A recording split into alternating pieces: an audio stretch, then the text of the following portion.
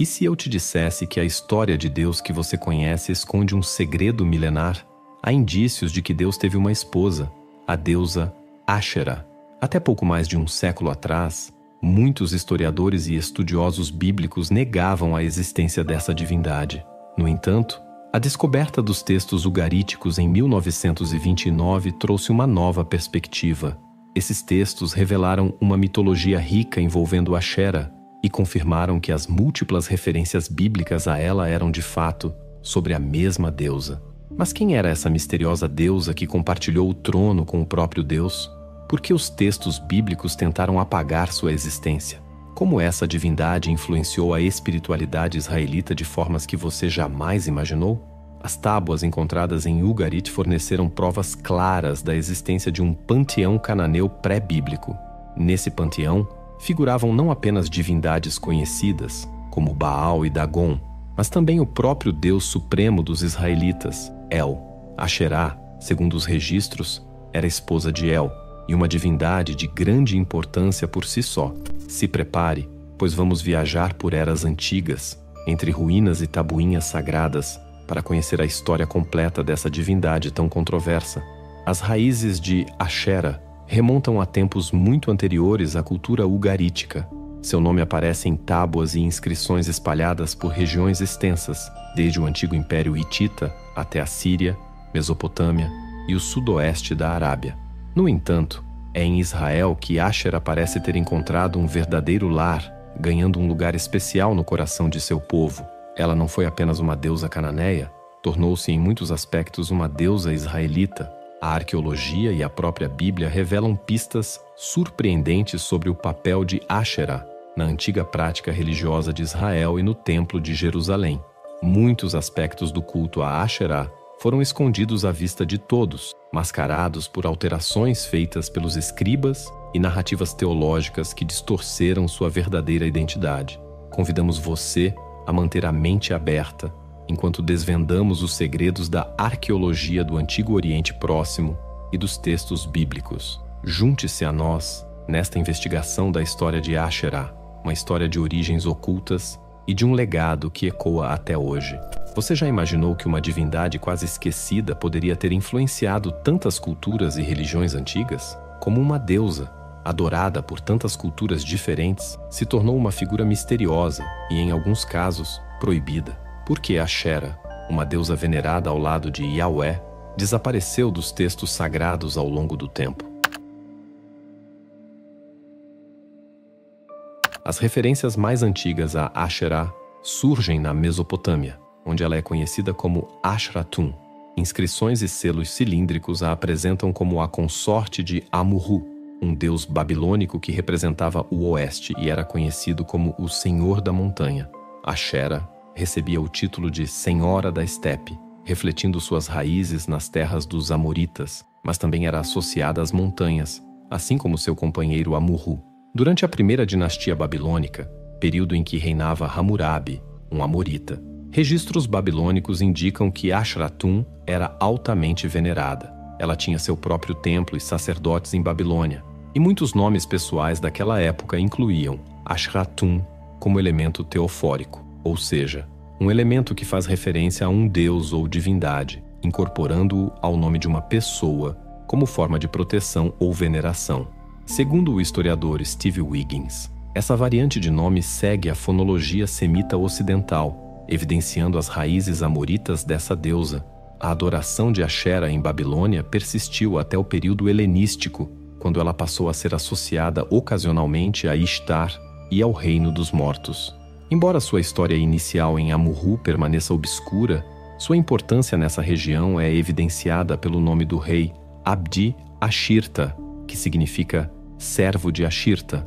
Abdi-Ashira foi um governante amorita significativo no século XIV a.C., mencionado em 52 cartas do arquivo de El Amarna, no Egito.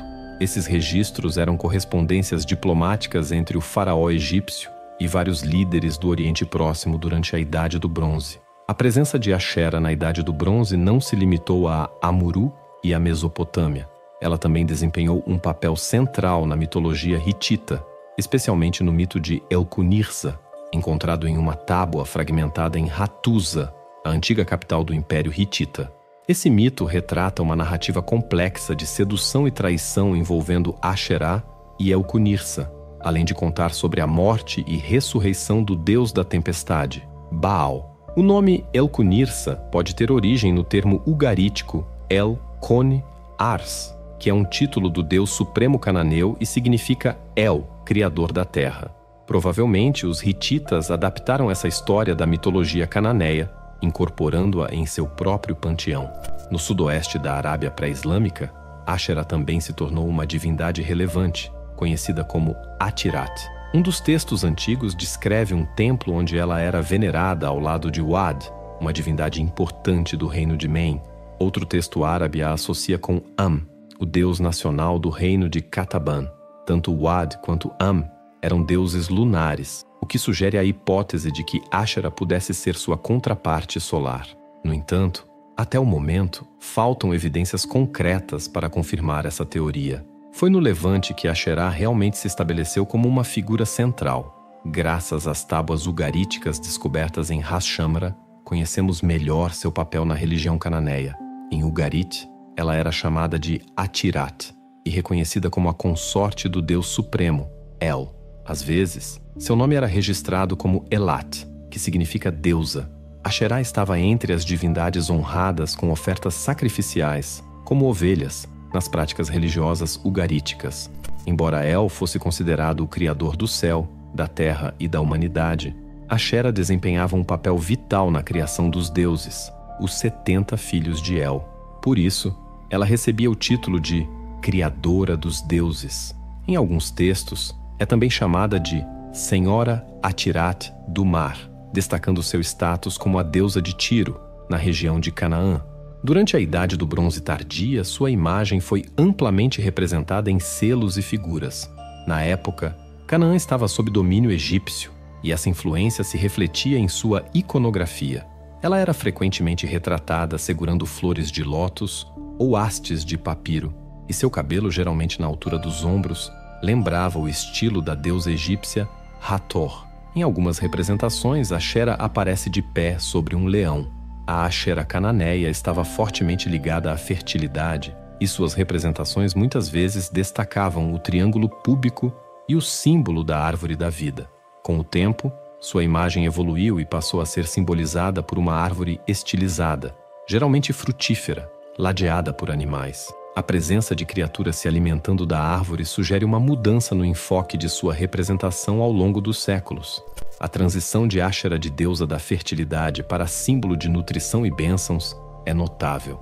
Um exemplo disso é o famoso jarro do templo de Laques, conhecido como Jarro de Laques. Ele apresenta uma árvore flanqueada por caprídeos e uma inscrição que diz: "Um presente para minha senhora Elat". No mesmo local, foram encontrados pingentes em forma de árvores estilizadas. Estudos sugerem que esses pingentes eram usados como símbolos de Asherah, da mesma forma que as cruzes de ouro são usadas atualmente no Ocidente. Na vila de Tanak, em Israel, foram encontrados 2 suportes de culto que retratam uma árvore sagrada ladeada por caprídeos. O mais famoso deles apresenta a deusa Asherah, flanqueada por leões na parte inferior. Esses artefatos datam do início da monarquia israelita durante a Idade do Ferro. Segundo Josué 20:1-25, Tanak era um assentamento levítico, e alguns estudiosos acreditam que esses suportes faziam parte de um culto local dedicado a Asherah. Mais tarde, na Idade do Ferro, surgem diversos selos em toda a Palestina mostrando árvores sagradas rodeadas por adoradores. Isso sugere que Asherah continuou sendo venerada sob a forma de uma árvore nos reinos de Israel e Judá. Além disso, nas regiões filisteias e nas áreas judaicas próximas, foram encontradas placas de terracota representando uma deusa nua, presumivelmente Asherah. Em Judá, milhares de estatuetas em forma de pilar também foram descobertas. Embora seu significado ainda seja debatido, muitos estudiosos interpretam essas figuras como representações da deusa Asherah. Evidências cruciais sobre a adoração de Asherah nesse período foram encontradas em um caravanserai ao longo de uma antiga rota comercial ao sul de Judá, conhecido como Kirbet el-Kon. Lá, fragmentos de 2 grandes jarros de armazenamento, chamados pitos, revelaram ilustrações e inscrições intrigantes. Um desses jarros apresenta uma árvore sagrada decorada com flores e possivelmente frutos, dos quais 2 caprídeos se alimentam. Essa árvore está posicionada acima de um leão, o que levou estudiosos a acreditar que ela representa a deusa Asherah. Além disso, 3 fragmentos do local foram reutilizados como material para escrita, contendo mensagens inscritas que trazem bênçãos em nome de Yahweh e Asherah. Em 2 deles, Yahweh é referido como Yahweh de Samaria, indicando que os autores dessas mensagens estavam familiarizados com templos ou santuários dedicados a Yahweh naquela região. Outro detalhe interessante é a presença de uma ilustração de um deus e uma deusa com características divinas, acompanhada de uma inscrição. Há debates entre os estudiosos sobre se essa justaposição foi feita de maneira intencional ou se ocorreu por acaso. Uma 4ª inscrição, desta vez encontrada em um pedaço de gesso da parede do local, também menciona uma bênção em nome de Yahweh e Asherah, descobertas também de uma inscrição que pronuncia bênçãos em nome de Yahweh e sua Asherah em 2 ocasiões. Será que a Bíblia omitiu ou reescreveu a importância de Asherah na religião de Israel, favorecendo uma visão mais monoteísta? Quais seriam as implicações das variações nos textos gregos e hebraicos sobre o culto a Asherah? O culto a Asherah era realmente uma ameaça à adoração exclusiva de Yahweh ou poderia coexistir com ele? O estudioso do Antigo Testamento, Nick Wyatt, sugere que Asherah e seu culto estavam profundamente associados às monarquias de Israel e Judá, o que explicaria a frequência com que a deusa aparece em narrativas relacionadas à política real. Wyatt ainda propõe que a figura da rainha-mãe poderia ter sido vista como uma representante ou encarnação terrena da deusa Asherah. A Asherah, como objeto de culto, geralmente aceita como uma árvore estilizada, trabalhada ou substituta, está associada historicamente com tradições reais, ou seja, narrativas especificamente relacionadas à política cultural real, e é provavelmente inseparável das fortunas da deusa Asherah como uma deusa real em ambos os reinos, e com o status da Gebirah como seu avatar. Como a mãe mítica do rei, Asherah certamente teria sido reconhecida por seus devotos e o simbolismo do culto como a mãe da nação, encarnada na rainha-mãe, a Gebirah. A Bíblia não serve como um registro direto das práticas religiosas da antiga Israel. A maioria das referências a Asherah no Antigo Testamento vem de textos associados aos deuteronomistas, um grupo teológico que surgiu após o exílio e que defendia a adoração exclusiva de Yahweh, como aponta Tilde Binger em seu livro sobre Asherah. Seu conhecimento das práticas religiosas do passado, ou seja, antes do exílio, era limitado. Outro desafio em interpretar as menções a Asherah na Bíblia é que o texto frequentemente apresenta corrupções. Há diferenças significativas entre os textos hebraicos massoréticos, que servem de base para nossas Bíblias modernas, e as antigas traduções gregas que chegaram até nós. Em sua obra, Binger foca nas passagens que possuem referências mais claras a Asherah como uma divindade. Um exemplo notável é a história do rei Asa de Judá em 1 Reis 15 e 2 Crônicas 15. No texto hebraico é dito que Asa removeu sua mãe, Maaca, de seu cargo de Gebira, administradora do palácio, porque ela havia feito uma imagem de Asherah. Em seguida, ele queimou essa imagem no Vale do Cedron. No entanto, as versões gregas dessas passagens apresentam variações importantes, sugerindo interpretações distintas. Na tradução grega de 1 Reis 15, o nome da mãe é dado como Ana, e o termo utilizado para as imagens, no plural, que Asa destruiu, é de significado incerto. Já a versão grega de 2 Crônicas 15 mantém o nome Maaca, mas afirma que a deusa venerada por ela em sua função oficial era Astarte, e não Asherah. Binger sugere que esses versos retratam um golpe palaciano, e não uma reforma religiosa. Segundo ela, a verdadeira transgressão da rainha-mãe pode ter sido a posse de um ídolo de Astarte em vez de Asherah, considerada a consorte legítima de Yahweh. No livro de 1 Reis 18-19, encontramos o seguinte relato: Agora, envie e reúna todo Israel a mim, no Monte Carmelo, junto com os 450 profetas de Baal e os 400 profetas de Asherá, que comem à mesa de Jezabel. Muitos estudiosos acreditam que essa passagem originalmente mencionava apenas os profetas de Baal e que a inclusão dos 400 profetas de Asherá foi uma adição posterior. Essa adição é interessante, como destaca Tilde Bingers, pois sugere que Asherá ainda desfrutava de certa notoriedade na época em que os deuteronomistas escreveram seus textos. Ao incluir os profetas de Asherá na história envolvendo Baal e a odiada Jezabel, os escritores poderiam estar tentando desacreditar a deusa ao vinculá-la a práticas rejeitadas pela narrativa bíblica.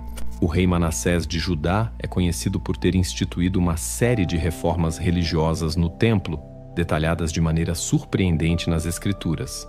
Enquanto outros reis que fizeram o mal aos olhos de Yahvé são mencionados de forma genérica, segundo Reis 21, descreve com detalhes como: Manassés reconstruiu os altares nos lugares altos, ergueu altares para os exércitos dos céus, que seriam o panteão cananeu, e colocou uma imagem de Asherá no templo de Yahvé.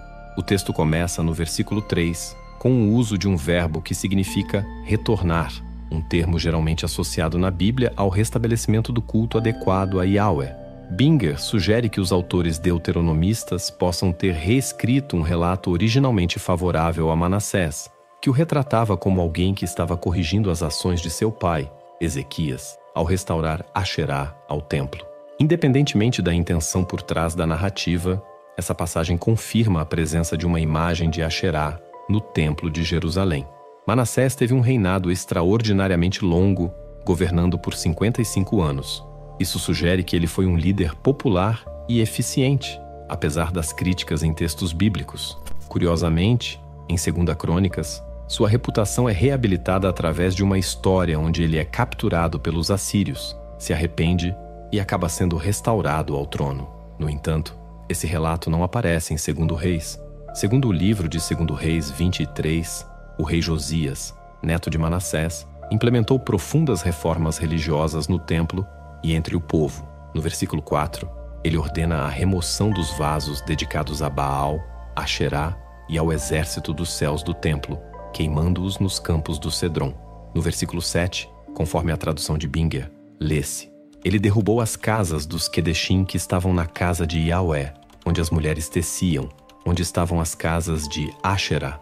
Esse trecho levanta algumas questões. Quem eram os Quedeshim? E por que o culto a Asherá no templo envolvia mulheres que teciam tecidos? O termo Quedeshim é muitas vezes traduzido erroneamente como prostitutos, mas sua raiz hebraica significa santo ou consagrado. É possível que os Quedeshim fossem apenas servidores cultuais que não estavam limitados ao culto de Yahvé. Binger ressalta que não há evidência direta de que a prostituição estivesse associada ao culto de Asherá no templo. Quanto à tecelagem, a estudiosa Susan Ackerman sugere que Asherá era a deusa israelita da fiação e tecelagem, além de seus outros papéis. Ela aponta que, no mito hitita de Elcunirsa, Asherá impunha um fuso para atacar Baal. Na Bíblia, a mulher sábia do livro de Provérbios é descrita como tecelã e costureira. E muitos estudiosos acreditam que essa figura foi inspirada em Asherá. Ela está presente com Yahvé na criação e é chamada de Árvore da Vida, conectando-a não apenas à narrativa de Gênesis 3, mas também às representações estilizadas de árvores associadas a Asherá na iconografia da antiga Canaã e Israel. Evidências arqueológicas parecem confirmar a ligação entre Asherá e a tecelagem. Durante as escavações em Tel Taanakê, um local associado ao culto da deusa, foram encontrados cerca de 62 pesos de tiar e outras ferramentas relacionadas à tecelagem. Isso sugere que o santuário também funcionava como um centro importante de produção têxtil. Descobertas semelhantes ocorreram em Ekron, datadas do século 7 a.C., onde outras oficinas têxteis foram vinculadas ao culto de Asherá. Será que o Templo de Jerusalém abrigava símbolos do culto a Asherá? Quais mistérios se escondem por trás da menorá do templo e sua ligação com uma antiga deusa? Como um objeto proibido pode ter sido central na adoração a Yahvé? O que a florada da amendoeira tem a ver com o culto a divindades antigas? Estudos propõem que o Templo de Jerusalém pode ter abrigado um centro de produção têxtil supervisionado pelos adeptos de Asherá. Apesar das reformas religiosas implementadas por Josias, há indícios de que o culto a Asherá nunca desapareceu completamente. Curiosamente, 2 elementos essenciais do templo, geralmente associados ao culto legítimo de Yahweh, podem ter suas raízes no culto a Asherá. A maioria das Asherá no Antigo Testamento não menciona diretamente a deusa, mas sim objetos cultuais conhecidos como Asherim. Embora os estudiosos discutam a natureza precisa desses objetos, há um consenso de que eles eram árvores estilizadas, postes sagrados, ou até mesmo árvores naturais cortadas e podadas de maneira especial. Sabemos que eram feitos de madeira e colocados em pé, já que diversos trechos bíblicos descrevem atos de cortá-los e queimá-los. Infelizmente, devido à natureza perecível da madeira, ainda não foram encontrados exemplos preservados de Asherim pelos arqueólogos. No entanto, algumas representações antigas podem fornecer pistas. Muitas das árvores sagradas representadas em inscrições israelitas antigas podem, na verdade, ser representações dos Asherim. Um exemplo é a árvore ornamental de 7 galhos, com flores e frutos em forma de amêndoa, ilustrada no jarro de armazenamento encontrado em Khirbet el-Kon. Há motivos para acreditar que esses Asherim eram frequentemente colocados no Templo de Jerusalém, possivelmente até mesmo no santuário interno. Essa ideia é reforçada por Deuteronômio 16, que proíbe a colocação de Asherim ao lado do altar de Yahweh. Não plantarás nenhuma árvore como uma Asherá junto ao altar que você fizer para Yahweh, teu Deus, nem erguerás uma coluna de pedra, coisas que Yahweh, teu Deus, odeia. A definição do que Yahweh odeia é, de certo modo, subjetiva. As colunas de pedra, conhecidas como Masebot, eram elementos centrais na cultura israelita e são mencionadas de forma positiva em muitos textos que não pertencem à tradição deuteronomista. Isso nos leva a refletir sobre a menorá. A história em Êxodo 25, que descreve a origem oficial da menorá, pertence à literatura sacerdotal, produzida após o exílio, e posterior à literatura deuteronomista. O texto detalha um candelabro de 7 braços feito de ouro, adornado com flores de amêndoa. Em um estudo importante publicado em 1971, Louis Yarden propôs que a menorá foi deliberadamente concebida para se assemelhar a uma árvore de amêndoa, como uma tentativa de combater o culto a Asherá. Isso sugere que a adoração a Deus ainda desempenhava um papel significativo na cultura israelita durante os primeiros anos do período do Segundo Templo. Mas por que, então, a menorá foi especificamente projetada para se assemelhar a uma amendoeira? No Oriente Próximo, a amendoeira é uma das primeiras árvores a florescer na primavera. Em Israel, ela floresce já em janeiro ou fevereiro, quando a maioria das outras árvores ainda permanece sem folhas. Historicamente, a amendoeira tem sido associada à figura da deusa-mãe. Inclusive, seu nome em latim, amígdala, deriva provavelmente do acádio Amagalu, que significa grande mãe. Em hebraico bíblico, a amendoeira era chamada de luz. Curiosamente, essa denominação permanece até hoje na língua árabe. O termo luz também aparece em Gênesis 28, como o nome do lugar onde Jacó teve seu famoso sonho com uma escada que subia ao céu. Após despertar, Jacó ergueu uma pedra sagrada e renomeou o lugar como Betel, a casa de El. Na Idade do Bronze, Betel era um local de adoração dedicado a uma deusa, possivelmente Asherá. Evidências arqueológicas, incluindo placas representando a deusa e uma coluna de Hathor, foram encontradas ali. Essa história legitima a importância religiosa do local. Mais tarde, a Arca da Aliança teria passado por Betel em direção a Shilo, e segundo Reis 23:15, menciona a presença de um poste de Asherá no altar de Betel durante o final da monarquia. O pesquisador John Taylor observa que nem Amós, nem Oséias condenaram a presença de Asherá em Betel, indicando que seu culto era considerado parte integrante da adoração a Yahweh, até que os deuteronomistas decidiram rejeitá-lo. Em resumo, o poste israelita de Asherá pode ter sido, em muitos casos, uma amendoeira viva ou um objeto sagrado esculpido em madeira de amendoeira. A cidade antiga de Luz, conhecida por sua devoção a Asherá, ocupou um papel significativo na história de Israel. Embora os sacerdotes durante a época da monarquia tenham removido o culto a Asherá no Segundo Templo, eles preservaram um de seus símbolos mais queridos, uma amendoeira estilizada com 7 ramos. O hebraico tem uma segunda palavra para amêndoa, shaked. No livro de Jeremias, o profeta observa uma vara de amendoeira, o que proporciona a Yahvé a chance de fazer um jogo de palavras. E a palavra de Yahvé veio a mim dizendo: Jeremias, o que vês? E eu respondi: vejo uma vara de amendoeira. Então Yahvé disse: viste corretamente, pois estou vigiando para cumprir a minha palavra. Talvez Jeremias estivesse observando uma vara específica, ainda sem sua história bíblica. Em Números 17, encontramos um milagre botânico único. Yahvé ordena a Moisés que recolha uma vara de cada tribo e as coloque diante da Arca da Aliança, na tenda do encontro. No dia seguinte, quando Moisés retorna à tenda, algo extraordinário acontece.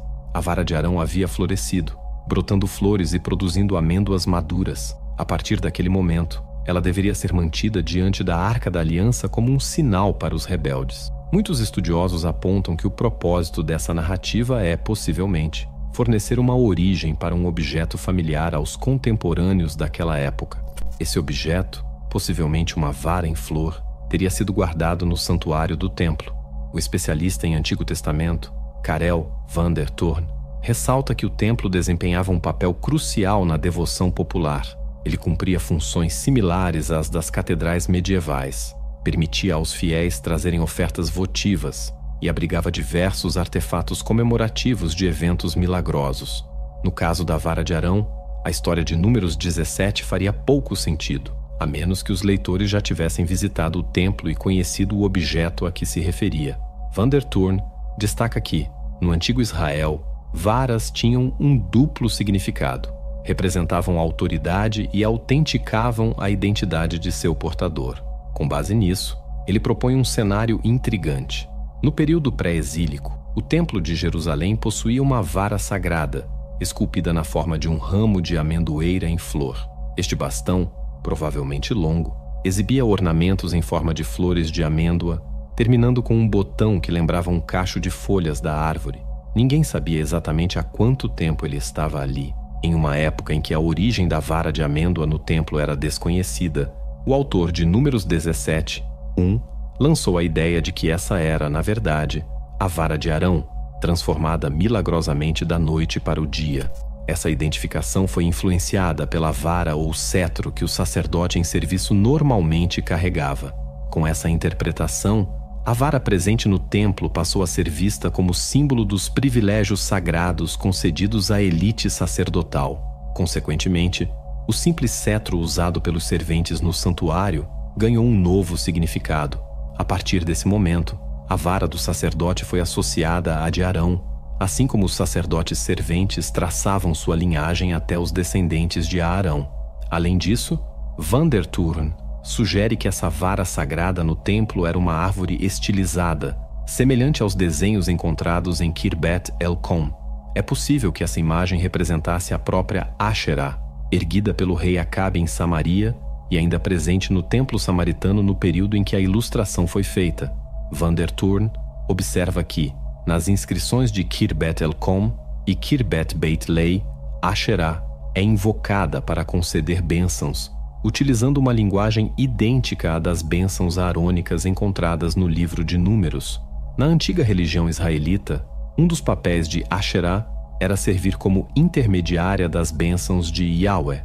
O símbolo da árvore estilizada associado a ela representava prosperidade e nutrição, reforçando essa ideia. Curiosamente, enquanto as passagens sacerdotais do Pentateuco condenam ídolos e pedras eretas, não há nenhuma referência direta a Asherá.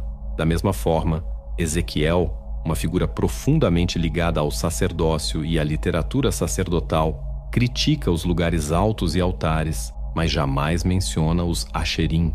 Isso sugere que esses símbolos e seu significado relacionado à amendoeira continuaram a ter importância no templo pós-exílico e para o sacerdócio arônico, mesmo quando uma nova ideologia em torno de Asherá começou a emergir. O que realmente aconteceu com Asherá e por que ela foi apagada da religião israelita? Por que os rituais de fertilidade estavam tão ligados à figura de Ashera? Qual o papel de Gilgal no divórcio de Yahvé e Ashera? Ainda há muito mistério em torno de Ashera e sobre os motivos de seu declínio na religião israelita. William Witt oferece uma análise interessante do livro de Oséias, propondo que a versão original do texto tratava do divórcio entre Yahweh e Asherá. Oséias é conhecido por ser um livro complexo e de difícil interpretação. Ele passou por diversas revisões e acréscimos, o que torna a reconstrução da mensagem original do profeta desafiadora. No capítulo 2, há um discurso de divórcio, no qual Yahweh se coloca como um marido desafiando seus filhos. Reivindiquem sua mãe, reivindiquem-na, pois ela não é mais minha esposa, e eu não sou seu marido. Witt argumenta que essa linguagem se alinha aos rituais de divórcio descritos em outros textos do Antigo Oriente Próximo. Nos capítulos 1 e 3 do livro de Oséias, parece evidente que o alvo do divórcio é Israel, frequentemente descrito como infiel, usando o casamento de Oséias com a prostituta Gomer como uma metáfora. No entanto, Witt argumenta que, na realidade, são os filhos de Gomer que simbolizam Israel, e não Gomer propriamente dita. Além disso, ele observa que a linguagem envolvendo prostituição foi adicionada por um redator deuteronomista que reinterpretou o discurso original para focar em Israel. Após eliminar as inserções deuteronomistas e outras partes que considera acréscimos tardios, Witt revela que o texto do divórcio se torna muito mais ambíguo. Se essa narrativa remonta ao período pré-exílico de Israel, ela se origina de uma época em que os israelitas e judaítas acreditavam que Asherá era a consorte de Yahweh. Ademais, a visão dos deuses como pais dos humanos era uma ideia amplamente difundida no Antigo Oriente Próximo. Vale ressaltar que, nesse contexto cultural, os humanos não eram descritos como cônjuges dos deuses. Diante disso, Witt conclui que Oséias estava, na verdade, abordando o divórcio entre Yahweh e Asherá. O papel de Asherá como deusa da fertilidade explica as imagens de fertilidade usadas ao longo do discurso de Oséias, afirma Witt. E como Asherá era vista como a deusa-mãe e esposa de Yahweh, fazia sentido que ela fosse considerada de maneira metafórica a mãe dos israelitas, assim como Yahweh era visto como o pai. Na visão de Oséias, o pecado de Israel consistia em adotar rituais de fertilidade nos quais Asherá se tornava a parceira sexual de Baal. Desse modo, Asherá estaria cometendo adultério, e ao tornar Baal o pai de Israel em vez de Yahvé, os israelitas se tornariam bastardos, conforme Oséias 2:4. A narrativa também inclui um castigo para Asherá. Ela seria privada de suas joias e vestes, perdendo seu status privilegiado no templo de Yahweh. Curiosamente, o templo mencionado aqui não é o de Jerusalém, mas sim o de Gilgal, que é motivo de preocupação para Oséias. Witt sugere que esse divórcio pode ter sido uma tentativa de Oséias de explicar a perda de Gilgal e da província de Megido para os assírios nos anos 730 ou 720 a.C. Mesmo após a maior parte da Bíblia hebraica ter sido escrita, os escribas continuaram a eliminar referências a Asherá dos textos sagrados. Francesca Stavrakopoulos destacou um possível exemplo disso no especial de TV Os Segredos Enterrados da Bíblia, de 2011. Ela aponta que atualmente em Deuteronômio diz: de sua mão direita saiu uma lei de fogo para eles. Esta expressão, além de ser estranha, parece deslocada no contexto em que se encontra. Interessantemente, a frase lei de fogo, Eshdat, em hebraico, poderia se tornar Ashera, com a simples troca do D por um E, letras quase idênticas que frequentemente se confundem em hebraico. Além disso, a tradução da Septuaginta grega desta passagem sugere que o texto original fazia menção a Asherá. Outro caso intrigante é encontrado em Ezequiel 8. Nesta passagem, Ezequiel é levado em visão ao pátio do templo, onde testemunha a presença da glória de Deus, ao lado da imagem que provoca ciúmes. Perto dali, ele observa mulheres lamentando o deus Tamuz. Mas afinal, o que é essa imagem da provocação e por que a glória de Deus estaria ao lado dela? A estudiosa Margaret Barker argumenta que o texto original foi corrompido. Ela propõe que a expressão imagem da provocação era originalmente a imagem da Criadora, um título de Asherá, em Ugarit, ou seja, a visão de Ezequiel do templo indicaria a presença de uma imagem de Asherá, que ele parece associar positivamente à glória de Yahweh, enquanto condena o culto a Tammuz. Curiosamente, Ezequiel nunca critica diretamente Asherá ou os objetos ligados a ela, ao contrário de outros profetas. Richard Worthington afirma em um artigo recente que não podemos mais descartar Asherá como uma mera influência idólatra externa que os profetas de Deus tentaram eliminar. A Bíblia não esconde a existência de Asherá nem o fato de que ela foi adorada em Israel. Com base nas evidências tanto arqueológicas quanto bíblicas, é possível rastrear a veneração dessa figura divina, conhecida como esposa de Deus e rainha do céu, desde suas origens como uma antiga deusa amorita até os símbolos de árvores sagradas e ramos de amendoeira presentes no antigo Israel. Até mesmo os textos bíblicos sugerem que ela teve um lugar no templo de Yahweh por grande parte da história israelita.